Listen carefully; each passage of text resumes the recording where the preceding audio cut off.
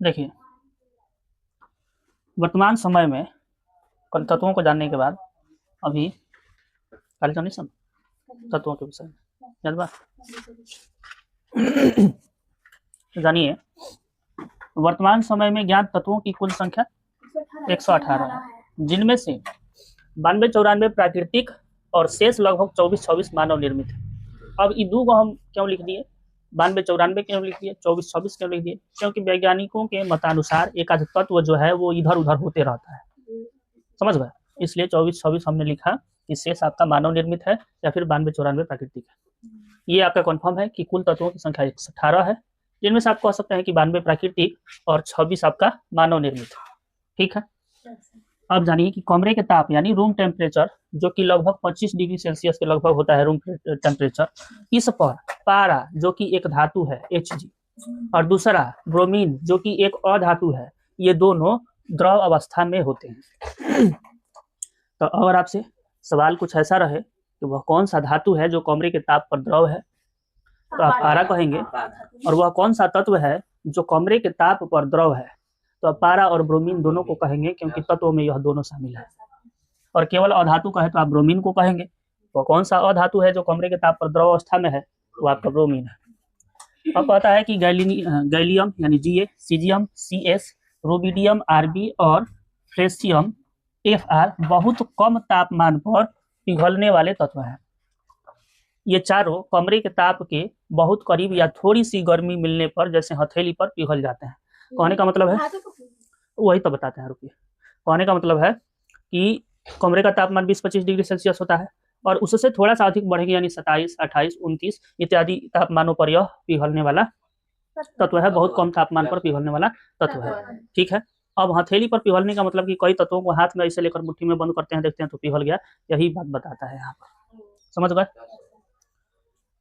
अब कहता है कि कमरे के ताप जो कि आप जानते हैं लगभग 20-25 डिग्री सेल्सियस के होता है, पर 11 तत्व गैसीय अवस्था में होते हैं। इनमें से 6 उत्कृष्ट गैस है और 5 अन्य गैर धातु या फिर आप अधातु भी कह सकते हैं, नॉन मेटल्स। कमरे के ताप पर गैसीय तत्व, अब उनका हम नाम बता रहे हैं। अब उनका नाम बता रहे हैं, क्या है? तो hydrogen, helium, nitrogen, oxygen, fluorine, ये आपका संकेत है बगल में F, neon, chlorine, argon, krypton, xenon, radon. ये आपके 11 ऐसे तत्व हैं जो कमरे के ताप पर गैसीय अवस्था में होते हैं।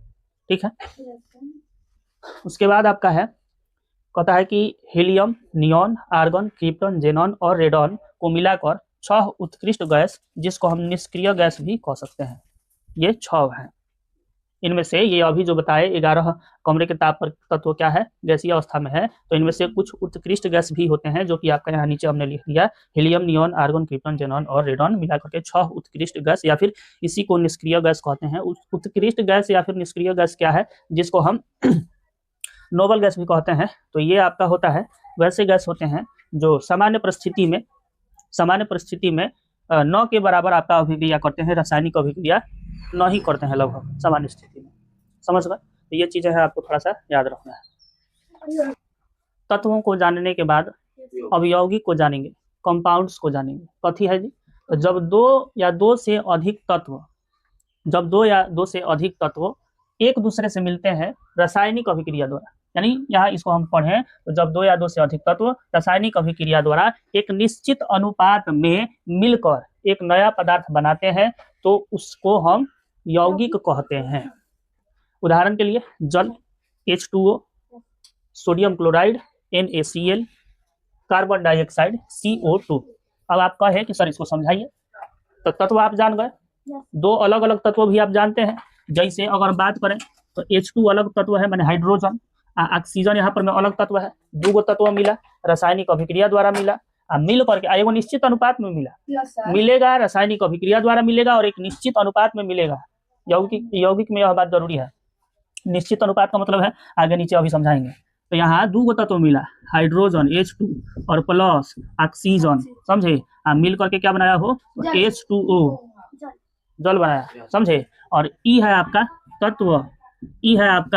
तत्व, और ई जो आया यौगिक, समझे कि नहीं समझे?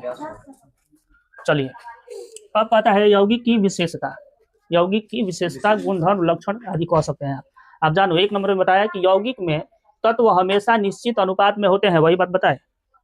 जैसे भार वजन के अनुसार, मतलब भार वजन के अनुसार भी बताते हैं, परमाणु संख्या इत्यादि के अनुसार भी नहीं बताते हैं, वो भी आपको पढ़ने हैं। आप जानो भार वजन के अनुसार, जल्दी समझ में आएगा।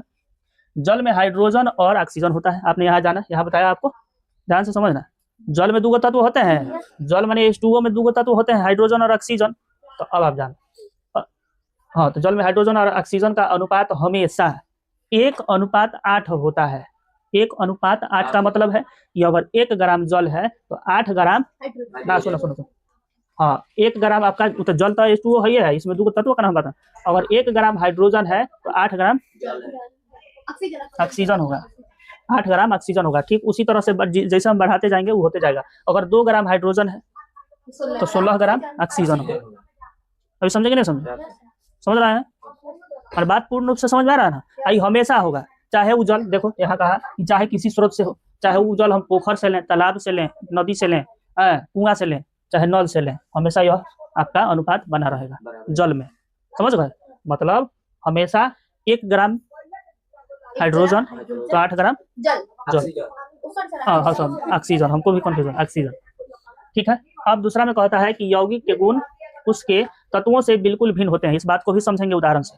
यौगिक के गुण उसके तत्वों से, माने जिन तत्वों से वह बना है उससे बिल्कुल अलग होते हैं। जैसे आप जानो, जैसे कहा कि हाइड्रोजन जलता है, हाइड्रोजन जलता है, ऑक्सीजन जलने में मदद करता है। आप जानते हैं हवा बिना कुछ नहीं जल सकता है, जलने में मदद करता है, लेकिन जल आग बुझाने का काम करता है। बिल्कुल अलग हुआ कि नहीं हुआ? अलग हो गया। तो यही आपको बताया, यौगिक के गुण उसके तत्वों से बिल्कुल भिन्न होते हैं, अलग होते हैं। यौगिक को उसके तत्वों में केवल रासायनिक अभिक्रिया द्वारा ही, हाँ, मतलब यौगिक जिन तत्वों से बना हुआ है उन तत्वों में अगर तोड़ना हो तो उसके लिए रासायनिक अभिक्रिया ही काम आएगी, ना कि किसी भौतिक क्रिया द्वारा हम इन्हें अलग कर सकते हैं। कहता है चौथा कि हर यौगिक का एक निश्चित रासायनिक सूत्र, केमिकल फॉर्मूला होता है। जैसे आप यहाँ जान गए कि जल का H2O, कार्बन डाइऑक्साइड का CO2 और सोडियम क्लोराइड का NaCl। समझ गए? तो ये आप यौगिक जान गए, उसके लक्षण जान गए। हमें अब नहीं लगता है कि आपको इसमें कोई भी डाउट रह गया होगा।